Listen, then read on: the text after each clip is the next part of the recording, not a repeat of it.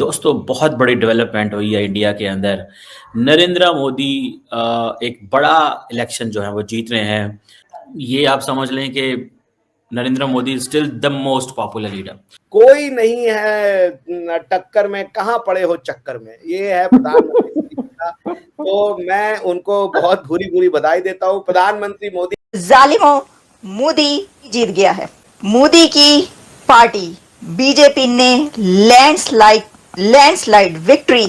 भारतीय रियासत बिहार में इंतखाबी मार्का सिर्फ रियासत नहीं बल्कि वज़ीर आज़म नरेंद्र मोदी के सियासी मुस्तकबिल का फैसला भी है। तो भारत को कोई अगर जोड़ता है तो वह है राष्ट्रवाद, और प्रधानमंत्री मोदी जी इसको सबसे अच्छे से समझते हैं। बिल्कुल कुछ मुख्तलिफ थी कि बीजेपी को सियासी तौर पर मुश्किलात का सामना है और शायद बहुत ही कठिन इंतखाब उनके लिए साबित हो सकता है, लेकिन ऐसा नहीं हुआ और उनको बहुत ही गैर मामूली कामयाबी मिली है तारीखी एतबार से बिहार में। देखो बात सुनो, जिंदा और मुर्दा मुआशरों में यही फर्क होता है। बिहार में जो है वो छितर पड़ रहे हैं बीजेपी को, या सीटें निकाल रही है। राहुल गांधी ने बहुत शोर मचाया, बहुत शोर है जाली वोटों। Are you comedy me? और सबसे बड़ी बात है, एक जोकर है जिसे ये दिखाने के लिए कि वो मोदी जी के बराबर कद का एक नेता है, मोदी जी के खिलाफ जो हर चुनाव में बकवास करता है और फिर उसे जूते पड़ते हैं, उसका योगदान इंडिया अलायंस हो या महागठबंधन हो, उसकी ऐसी तैसी कराने में हमेशा होता है। बाकी आप लोग समझदार हैं। हेलो दोस्तों, स्वागत है आप सभी का ईपी ज्ञान चैनल पे। तो फ्रेंड्स, आइए देखते हैं पाकिस्तानी मीडिया की लेटेस्ट वीडियो। तो दोस्तों, जैसा कि आपने देख और सुन लिया होगा कि इस बार जो बिहार चुनाव का रिजल्ट आया उसमें एनडीए पार्टी ने यानी बीजेपी और नीतीश कुमार की गठबंधन पार्टी ने एक तरीके से पॉलिटिकल भूकंप लाया, जिसमें एक तरफ जहां पे बीजेपी पार्टी ने इतिहास बनाते हुए बिहार में अब तक के बिहार में हुए चुनावों में सबसे बड़ी सीट जीत करके बिहार की नंबर 1 पार्टी बनी है, तो वहीं पर दूसरी तरफ जो अपोजिशन पार्टी है यानी महागठबंधन की पार्टी, जिसमें कांग्रेस का तो सुपड़ा साफ हो ही चुका है, लेकिन साथ ही साथ तो आरजेडी है यानी लालू यादव की पार्टी को भी तगड़ा झटका लगा है, जिस पर अब कई लोग कई तरीके से कमेंट कर रहे हैं कि एनडीए की पार्टी को छप्पड़ फाड़ जीत मिली है। तो कोई कह रहा है मजाकिया लहजे में कि एनडीए की यह वोट चोरी नहीं बल्कि बिहार में महा डकैती है वोटों की। लेकिन देखने वाली बात यह है कि इस बिहार चुनाव रिजल्ट की जो शॉक वेव है वह न सिर्फ अपोजिशन पार्टी को लगी है बल्कि इसकी गूंज जो पहुंची है वह पाकिस्तान तक पहुंची है। जो यह मना रहे थे, दावा कर रहे थे इस बिहार के चुनाव में तो मोदी जी की पार्टी को बड़ी हार मिलेगी।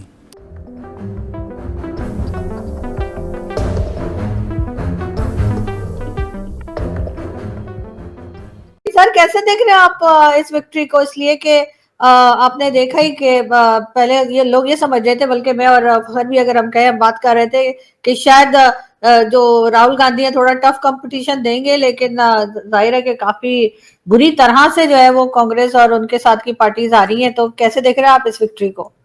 तो ये तो अप्रत्याशित है। मैंने जस्ट आपसे बात करते करते खोलकर देखा कि 202 सीटों के करीब करीब वो जो है जीत रहे हैं। दैट मीन्स जो विपक्ष है कोई और वो वोटिंग भी ज्यादा हुई, तो विपक्ष ने तो कोई मैच ही नहीं दिया। अब मैं इसके बाद ये देखूंगा कि वोट परसेंटेज कितना रहा और किस बेल्ट में उनको क्या मिला, ये देखने वाला बात होगा। देखिए, लेकिन भारत एक बहुत बड़े चेंज से गुजर रहा है। बिहार की वोटिंग एक चीज को तो दर्शा रही है कि जो ये कन्वेंशनल अंडरस्टैंडिंग था कि इंडिया को आप देखो इन टर्म्स ऑफ कास्ट, जो कि अंग्रेजों की देखने का तरीका था कि एक कास्ट और 2 कास्ट और इनको मिला लीजिए तो एक अरिथमेटिक बन जाता है, जिससे जो कि न्यूमेरिकली इतना सुपीरियर होता है कि आप फिर इलेक्टोरल विक्ट्री आप ले लेते हैं। तो डेमोक्रेसी को नंबर गेम बना दिया कुछ लोगों ने, और उस नंबर गेम को रियलाइज करने के लिए कास्ट सिस्टम का उपयोग किया गया। वो भाई ओबीसी हो गया तो कोई दलित हो गया, कोई महादलित हो गया, कोई महादलित हो गया, इस टाइप का ये शुरू हो गया था भारत में एक कि कास्ट आइडेंटिटी बनती चली गई। लोगों ने अपने आप को कास्ट के रूप में आइडेंटिफाई करना पड़ा, और बिहार इसका एक बहुत बड़ा गढ़ है कास्ट का। मगर मुझे लगता है कि एनडीए ने जो है ना over a period of time 2 चीजों में सफलता की, और उन्होंने एक जबरदस्त कॉकटेल बनाया, और वो कॉकटेल है उन्होंने सोशलिज्म से चीजें चुराई, आइडिया लिया, क्योंकि वो सोशलिज्म से बार बार हार जाते थे। यदि आप ध्यान दीजिए तो प्रधानमंत्री बिहारी वाजपेयी साहब थे, 2003 में उनका एक नारा था शाइनिंग इंडिया। उन्होंने इंडिया की इकोनॉमिक डेवलपमेंट कर लिए और इकोनॉमिक सूचकांक के आधार पे या इकोनॉमिक इंडाइसेस के आधार पे उन्होंने डिसाइड किया कि इंडिया में सब अच्छा हो रहा है। वेयरएज जो डाउन ट्रोडन है, जो बेचारा ऐसा आदमी है जो बहुत ज्यादा इन सब चीजों को रिलेट नहीं कर पाता, उसको उन चीजों से कोई मतलब नहीं था, वो अपनी लाइफ में टेंजिबल्स देखना चाहता था। और इसकी पकड़ जो है वो सोशलिस्ट में बहुत अच्छी थी। रोटी देना या कुछ इस तरीके के लुभावन जिसे कह लीजिए, पहले एक सामाजिक न्याय का कॉन्सेप्ट निकला। भाई इस सामाजिक न्याय ने भारत का बेड़ा गर्क कर दिया। लोगों को लोगों से, जातियों को जातियों से निर्वाह करके और ऐसी सामाजिक न्याय बनाई कि भाई वो दैट बिकम्स, कभी मंडल कमीशन आ रहा है, कभी एससी वर्सेस ब्राह्मण हो जा रहा है, कभी अगड़ा वर्ग वर्सेस पिछड़ा वर्ग। एक अजीब टाइप की एक डेमोक्रेसी रही 20 सालों की।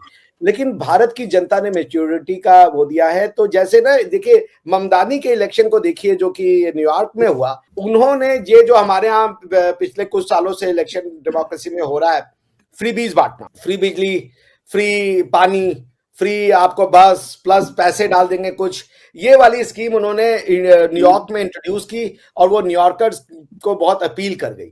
तो यहाँ पे वही चीज फिर बीजेपी या इंडिया को भी समझ में आया कि बीजेपी ने इसको, उन्होंने, अगर आप डेमोक्रेट्स ने या कम्युनिस्टों ने इस्लाम और सोशलिज्म का तड़का लगाया, तो बीजेपी ने राष्ट्रवाद और सोशलिज्म का तड़का लगाया। तो बीजेपी ने कास्ट को तोड़ने के लिए राष्ट्रवाद का उपयोग किया और कास्ट के को वोट में, राष्ट्रवाद को वोट में कन्वर्ट करने के लिए उन्होंने फ्रीबीज को उपयोग में लाया कि 15 दिन पहले इलेक्शन के डिक्लेरेशन के 10-10 हजार रुपए बांट दिए गए, 10-10 हजार रुपए के डोल आउट पैकेज दिए गए, जो भी था लोगों को आत्मनिर्भर बनने के लिए, महिलाओं को, वो सरकार की स्कीम के अंदर उनका अधिकार होता है। But that worked.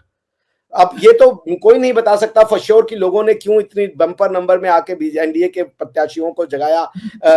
Lalu ji का जंगल राज बहुत काम आया, उसको उन्होंने रिवाइव रखा। 20 साल हो गए फिर भी जंगल राज एक आज भी फैक्टर है इलेक्शन में। खैर एनीवेज पॉइंट ये था कि NDA has learned it lesson. जो सोशलिस्ट पॉलिसी हुआ करती थी उसको इन्होंने अडॉप्ट कर लिया है और उसके बाद जो है राष्ट्रवाद ने कास्टवाद को तोड़ दिया। और जो महिलाएं हैं, वुमेन एज अ, बीजेपी की और प्रधानमंत्री मोदी की सबसे बड़ी शक्ति रही विमेन को जो उन्होंने टारगेट की, वो मेरे ख्याल से इलेक्शन में बहुत काम किया। वो कास्ट के ऊपर उठ गया क्योंकि women's are not that much into caste. As of now प्रधानमंत्री मोदी अजात शत्रु है, निर्विवाद भारत के सम्राट के रूप में वो उभरे हैं। कोई नहीं है टक्कर में, कहां पड़े हो चक्कर में, ये है प्रधानमंत्री मोदी का। तो मैं उनको बहुत भूरी भूरी बधाई देता हूं। प्रधानमंत्री मोदी एक ऐसा चेक है जो बुढ़ापे के साथ साथ जवान होता जा रहा है। वो आप लगाइए किसी भी जगह पे। मैं उनकी एक रैली देख रहा था बिहार में, पटना में रैली जा रही थी, लोग आरती लेकर के और वहां उनको वो कर रहे थे। तो मजे की बात है, वो गुजरात से आते हैं लेकिन बिहार में भी उनकी स्वीकार्यता या यूपी में स्वीकार्यता, भारत के किसी पार्ट में उनकी स्वीकार्यता, ये दर्शाता है कि बिहार को, अगर भारत को कोई अगर जोड़ता है तो वह है राष्ट्रवाद। और प्रधानमंत्री मोदी जी इसको सबसे अच्छे से समझते हैं। बिल्कुल।